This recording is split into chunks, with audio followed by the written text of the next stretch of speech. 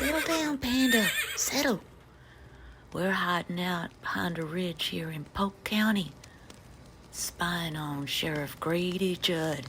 He's telling one of his tall tales by the campfire. Listen in. Maybe we'll learn a story. We know that whenever people have had too much to drink, we tell them, call a taxi or call Uber. Don't drink and drive. Well, this all started at a bar or a lounge on Highway 27 in Dundee, where a young lady obviously had way too much to drink. And her car was in the parking lot, and a patron and the bartender together said, hey, we got to get this lady home. She's in no condition to drive, so they called Uber. Uber arrives. The patron, the female patron in the bar, who we now know's name is Jessica, helps escort the lady we now know as Jasmine and put her into the Uber. The Uber driver leaves, and he is on his way taking her home in the vicinity of Winter Haven, Florida. You can see a conversation that occurs here during this period of time, and the conversation is between Jessica, who is at the bar, and her boyfriend, and you can tell they have a very rocky relationship here. And the boyfriend is explosive. He's stalking his girlfriend, he's angry with her, and he tells her, quote unquote, I'm going to F up the Uber driver. Now let's go back to the Uber driver. The Uber driver, knowing nothing about what's going on, because this conversation is between a guy we now know to be Jason Boak and his girlfriend, who's still at the bar. So it's a little confusing, but it's really simple. Jason thinks his girlfriend got into the Uber. He doesn't realize that Jason's girlfriend, Jessica, helped put Jasmine in the Uber. Now let me give you some more background. Neither Jasmine or Jessica or the Uber driver know each other. This is just traditional. I've had too much to drink. Uber driver wheels up. Jessica puts Jasmine in the Uber. Uber takes off toward Winter Haven.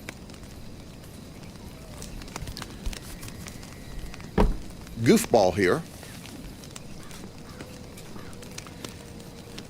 thinking his girlfriend is in the Uber, and you can see he texts. It's nice of him to text. His intent talks about what all he's going to do to the Uber driver.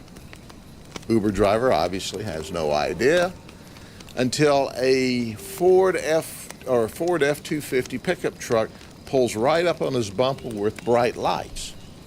The Uber driver says, I wonder who this guy is.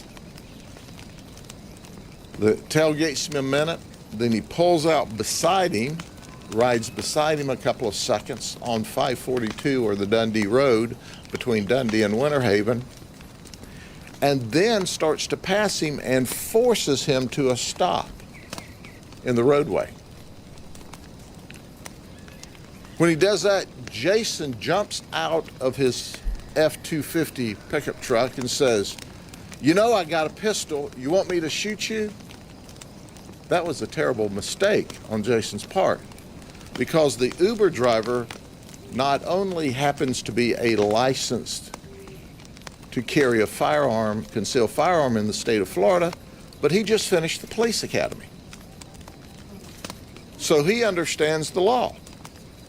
You will see the video in just a second. So when Jason jumps out of his truck after forcing him off of the road, is rapidly approaching him and saying, I gotta, what was it? I've got a pistol. You want me to shoot you? He's holding a cell phone in his right hand, coming up from his waist. When he does that, our shooter, Robert, who is an Uber driver, shoots him one time in the chest. And down he goes. Then Robert immediately, the Uber driver, calls 911. He talks in police lingo, by the way. Hey, we need EMS, we need fire. I've shot one time, he threatened me.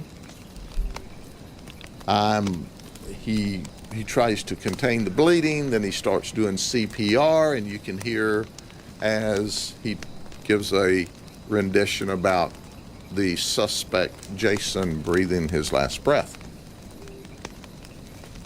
Jasmine, who's in the back seat, so drunk she don't know Sikkim from come here.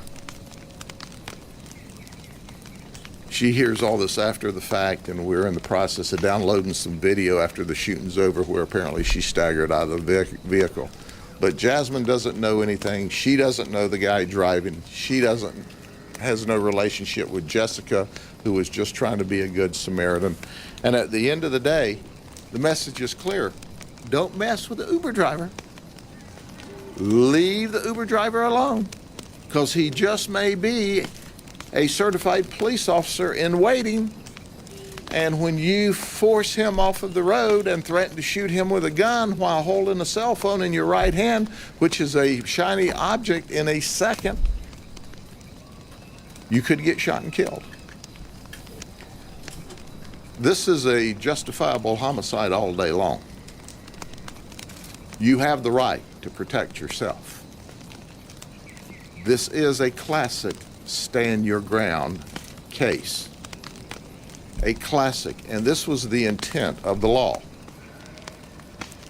Let me paraphrase. Uber driver's just doing his job. He has no clue in the world what's happening until a truck forces him off of the road. The guy jumps out and in seconds is on him saying, I got a pistol, you want me to shoot you? And he defends himself. Here's a message for the hotheads of the community. Don't do that stuff. Good people carry guns, and they will shoot you a lot. Graveyard dead. Leave people alone. It's a new day in the state of Florida and in the United States.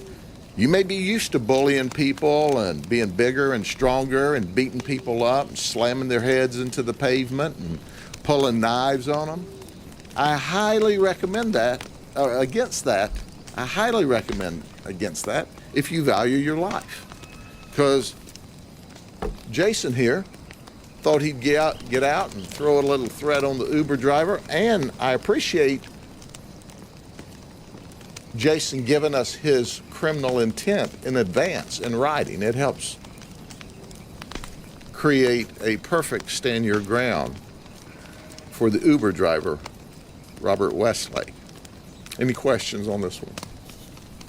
Did he actually have a pistol on his person or in the car or at home? We have not found a pistol in the car, but when he got out making those threats, and you'll see, let's look at the video, you'll get a clear, you'll see. If after you have to look at it over and over, but understand the Uber driver is having to react real time, but you'll see how fast it happened, and the fact that he had something in his right hand that Robert, the Uber driver, said after the fact, as I kicked it, thinking I'm kicking a gun out of the way, then I see it's a cell phone.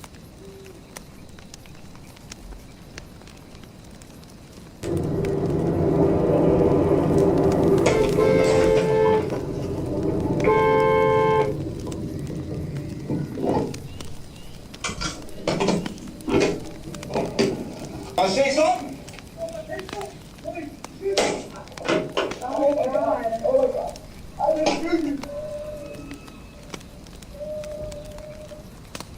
That's how fast it happens. That's how quick you've got to decide whether you want to live or die as the victim. And that's how fast these victims have to make those decisions. Can you back that up, Matt, so you can see once again how quick it is?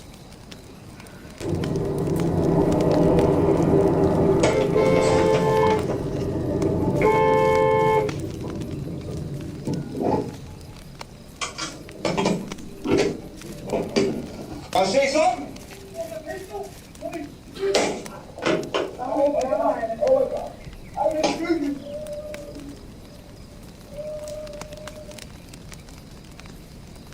Ladies and gentlemen, it goes without saying the Uber driver had a camera in his car. But you see how rapidly you have to make a decision of whether you live or whether you die.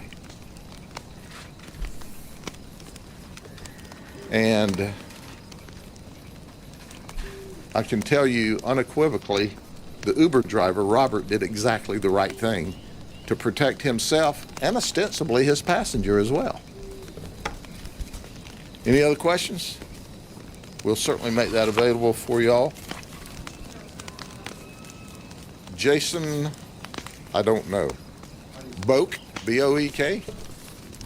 That's Polk County pronunciation. So that is subject to modification by someone who may have a different interpretation being the family, but we call him Boak. Johnson Boak broke the law and he stands no more. It was not a good decision on his part.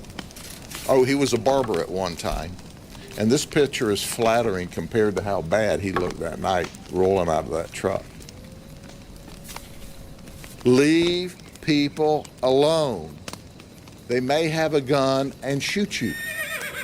Wow, that was a ripping yarn about a stagecoach driver and a shootout. A couple of damsels just trying to get home. Wow. The town barber, who knew he was a wife beater. In case you're unclear, I've shared that story with you because it's about domestic violence and how everybody's involved when you've got a broke-dick motherfucker coming for a lady who's just guilty of having a good time down at the saloon. Tales of Polk County.